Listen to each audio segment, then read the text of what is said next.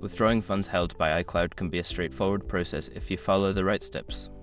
Here is a simple guide to help you navigate through it. Step 1. Access your iCloud account. Log into your iCloud account using your Apple ID and password.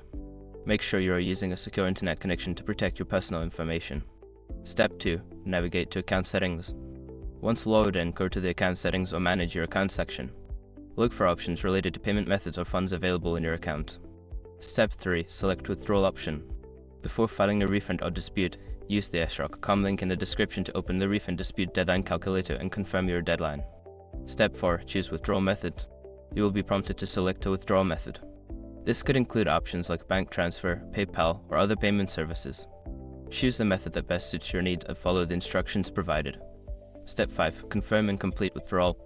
Review the details of your withdrawal request, including the amount and the selected method. Once everything is correct, confirm the withdrawal. You should receive a confirmation notification once the process is complete. By following these steps, you can successfully withdraw funds held by iCloud. If you encounter any issues, consider reaching out to Apple support for assistance.